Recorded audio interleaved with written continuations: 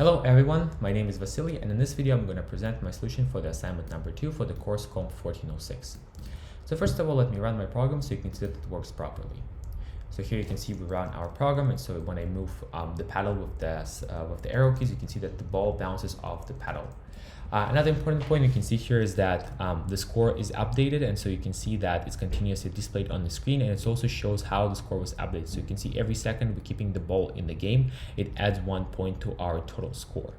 And so now let's just wait a little bit. Once the score reaches 30, the speed of the ball is going to increase because I made a behavioral enhancement to this game, which increases the speed of the ball every time the score is increased by 30. So here, as you can see, that now the ball is moving a little bit faster. And so now if I allow the ball to hit the bottom of the canvas, you can see that now we have a -10 score change in our total score. And you can also see that we have a new ball in the game, which has a different color. So furthermore, you can see that we also have different menu items in comparison to the tutorial number 3. And you can also see that now in options, we have a reset button. And so when we press on that, we're going to reset our score, and we're also going to have a new ball in the game. Furthermore, here you can see that we can also, in this toolbar, we can select the background color for canvas. You can see here, if I press on this, it changes the background color. If I select another color, it's going to change the background color.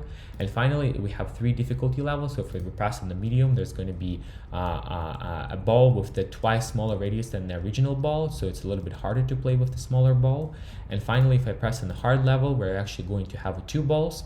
And so here, as you can see, for every ball, we're going to score 1 point. And that's why we have a twice score change in this case.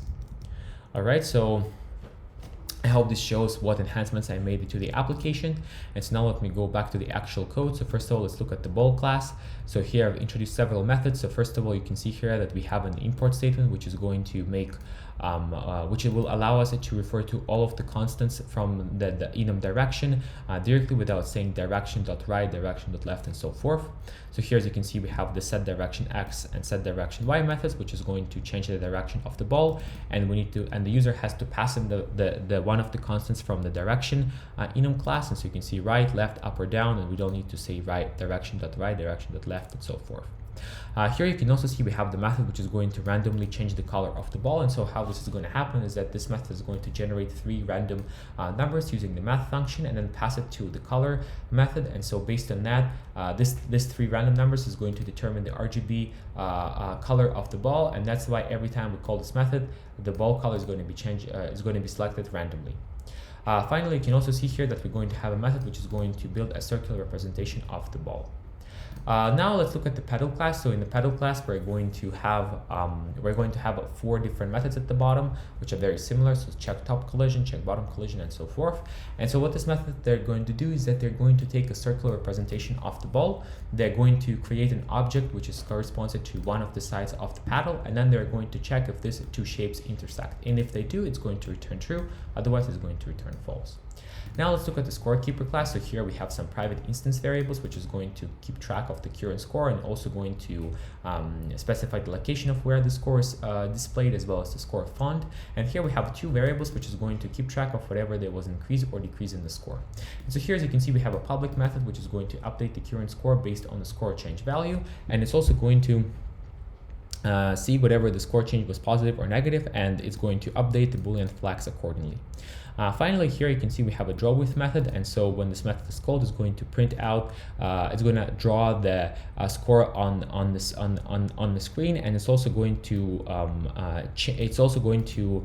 display what was the score change. So if whatever it was positive, whatever it was +2, +1, or it was -10, depending on wherever we had an increase or decrease in the score. And so finally, we're also going to have an enum class direction, which is going to specify the ball directions. We're going to have an enum class difficulty, which is going to specify the difficulty levels. And so now let's quickly look at the main class from where we start our program. So first of all, you can see that we have a line of code which is going to introduce the second ball in the game. We're also going to have a variable which is going to keep track of the difficulty level. We're going to have another variable which is going to keep track of the background color. So here, as you can see, I've also added a number of different, I've changed the names of the existing menu items, and I've also, some of the options in the menu bar. And so here you can see I've added additional menus as well as the color picker and the toolbar.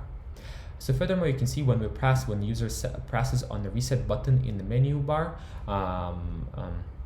what is going to happen is that it's actually going to change this. It's going to reset the score. It's also going to return the ball to its initial position and change the ball color and also change the ball speed.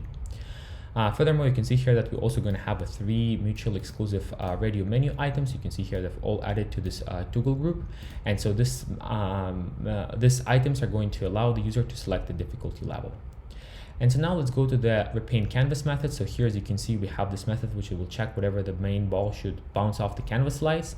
And so here, as you can see, if the ball actually touches the bottom of the canvas side, which is going to happen is that the ball is going to be returned to its initial position, and the color of the ball is going to be changed, and the score is going to be updated by -10.